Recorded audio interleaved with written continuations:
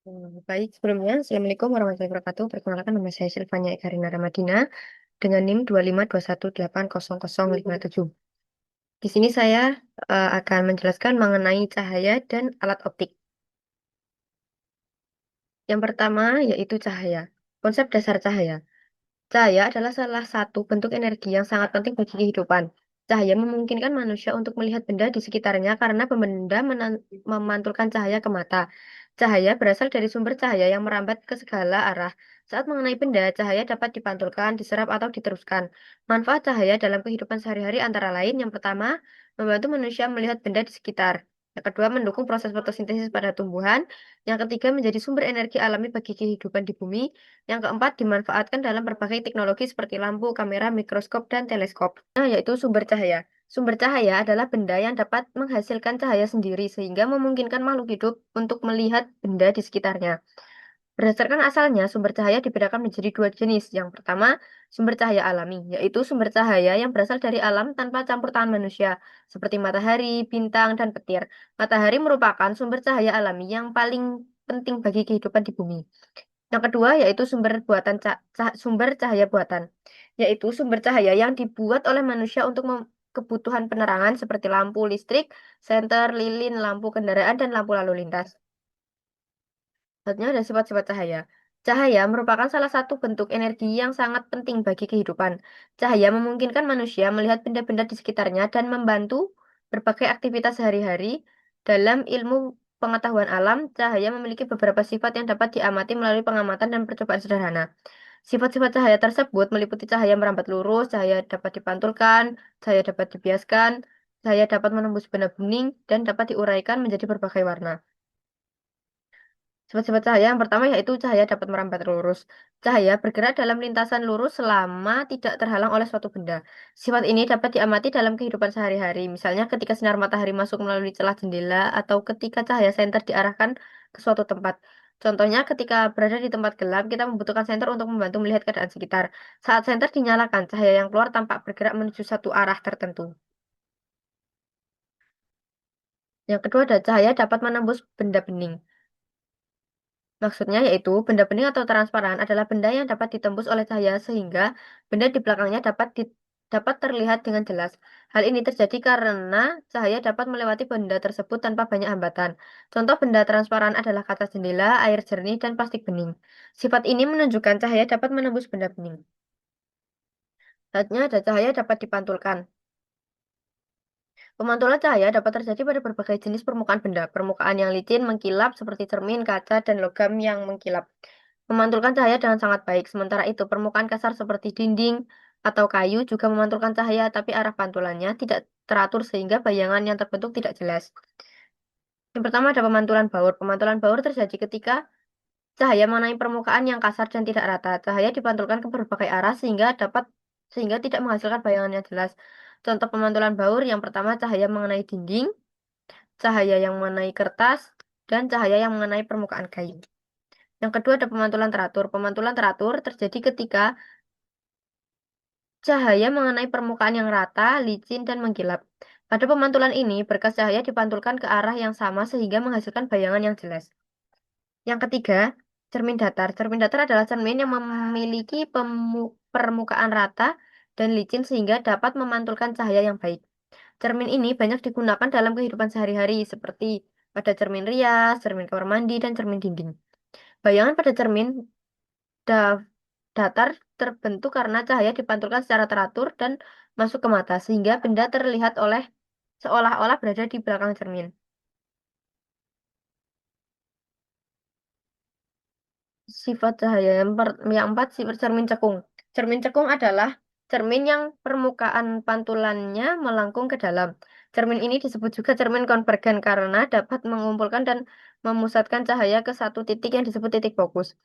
Bayangan yang dihasilkan cermin cekung dapat berbeda-beda, tergantung pada jarak benda terhadap cermin, yaitu dapat berupa bayangan nyata atau maya, tegak atau terbalik, serta diperbesar atau diperkecil.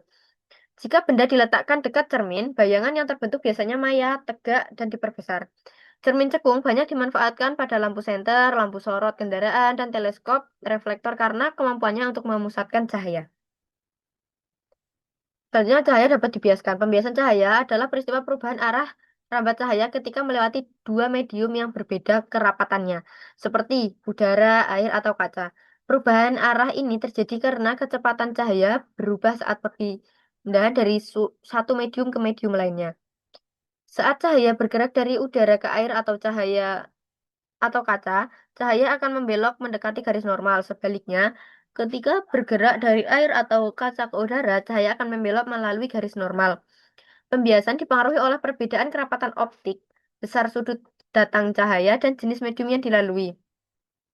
Semakin besar indeks bias suatu medium, semakin besar pula pembelokan cahaya yang terjadi. Cahaya dapat diuraikan. Penguraian cahaya adalah peristiwa terpecahnya cahaya putih menjadi berbagai warna penyusunannya ketika melewati suatu medium tertentu seperti prisma kaca. Peristiwa ini disebut juga dispersi cahaya. Cahaya putih yang berasal dari matahari sebenarnya tersusun atas berbagai warna. Ketika cahaya putih melewati prisma, setiap warna akan dibiaskan dengan besar sudut yang berbeda sehingga warna-warna tersebut terpisah dan membentuk spektrum warna yang sering disebut pelangi. Selanjutnya, alat optik. Yang pertama, mata, bagian-bagian mata. Bagian mata yang pertama yaitu kornea mata. Kornea mata berfungsi melindungi mata dan membantu membiaskan cahaya yang masuk ke dalam mata. Yang kedua, iris mata. Iris mata merupakan bagian mata yang berwarna coklat, hitam, biru, atau hijau yang berfungsi mengatur besar kecilnya pupil sehingga jumlah cahaya yang masuk ke mata dapat dikendalikan. Yang ketiga, pupil. Pupil berfungsi sebagai jalur masuknya cahaya ke dalam mata. Ketika intensitas cahaya yang masuk rendah, pupil akan membesar agar lebih banyak cahaya yang masuk. Sebaliknya, jika cahaya yang masuk terlalu banyak, pupil akan mengecil untuk mengurangi jumlah cahaya yang masuk. Yang keempat, lensa mata. Lensa mata berfungsi memfokuskan cahaya agar bayangan jatuh tepat pada retina. Yang kelima, retina atau selaput jala. Retina berfungsi menangkap bayangan yang terbentuk dan mengubahnya menjadi impuls saraf untuk diteruskan ke otak. Yang keenam, saraf optik. Saraf optik berfungsi mengirimkan impuls atau sinyal dari retina ke otak sehingga otak dapat menginterpretasikan bayangan menjadi gambar yang dapat dilihat. Yang ketujuh, sklera. Sklera berfungsi melindungi bagian-bagian dalam mata dan mempertahankan bentuk bola mata. Yang kedua, cara kerja mata.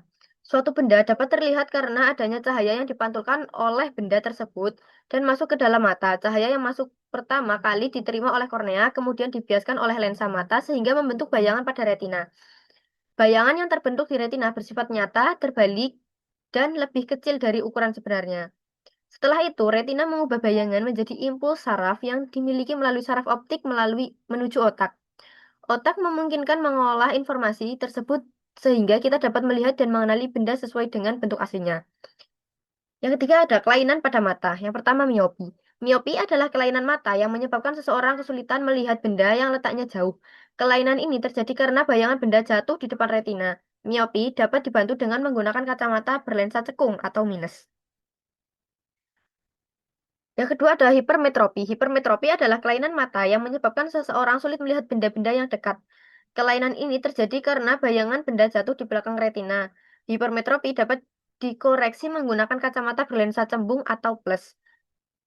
Yang ketiga ada presbiopia. Presbiopia adalah gangguan penglihatan yang umumnya dialami oleh orang lanjut usia. Kelainan ini disebabkan oleh berkurangnya elastisitas lensa mata sehingga kemampuan mata untuk berkomodasi menurun. Yang keempat ada astigmatisme. Astigmatisme adalah kelainan mata yang disebabkan oleh bentuk kornea atau lensa yang tidak merata. Akibatnya, bayangan benda terlihat kabur atau tidak fokus. Kelainan ini dapat dikoreksi dengan kacamata berlensa silindris. Yang kelima yaitu buta warna. Buta warna adalah gangguan penglihatan yang menyebabkan seseorang sulit membedakan warna tertentu, terutama merah dan hijau. Gangguan ini umumnya bersifat keturunan dan terjadi karena kelainan pada sel kerucut di retina. Yang keenam ada katarak. Katarak adalah kondisi ketika lensa mata menjadi keruh sehingga cahaya sulit masuk ke mata.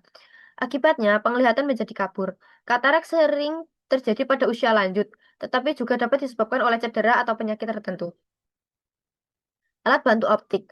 Yang pertama, kacamata. Kacamata merupakan alat optik yang digunakan untuk membantu memperbaiki gangguan penglihatan. Kacamata terdiri atas lensa bingkai yang disesuaikan dengan kebutuhan pengguna. Lensa cekung digunakan untuk mengatasi rabun jauh atau miopi, lensa cembung digunakan untuk mengatasi rabun dekat atau hipermetropi, sedangkan lensa silindris digunakan untuk memperbaiki astigmatisme. Dengan menggunakan kacamata yang sesuai, seorang dapat melihat objek dengan jelas dan nyaman. Selanjutnya ada loop. Loop atau kaca pembesar adalah alat optik yang menggunakan lensa cembung untuk memperbesar bayangan benda. Alat ini sering digunakan untuk melihat benda-benda kecil yang sulit diamati dengan mata telanjang, seperti tulisan berukuran kecil, perangko, atau bagian-bagian tumbuhan dan serangga. Loop menghasilkan bayangan yang lebih besar sehingga objek tampak lebih jelas. Yang ketiga ada mikroskop. Mikroskop adalah alat optik yang digunakan untuk mengamati benda-benda yang berukuran sangat kecil. Mikroskop bekerja dengan menggunakan lensa objektif dan lensa okuler yang dapat memperbesar bayangan objek berkali-kali lipat. Alat ini banyak digunakan di laboratorium sekolah dan bidang kesehatan untuk mengamati sel, jaringan, serta mikroorganisme yang tidak dapat dilihat secara langsung oleh mata manusia.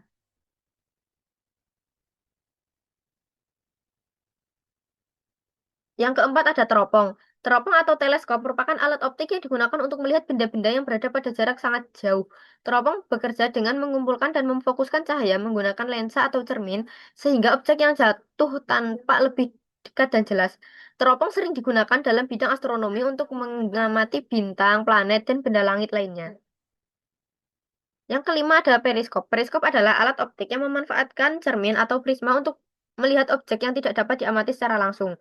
Periskop memungkinkan seseorang melihat melewati penghalang atau dari posisi yang tersembunyi. Alat ini sering digunakan pada kapal selam untuk mengamati keadaan di permukaan laut tanpa harus muncul ke permukaan laut.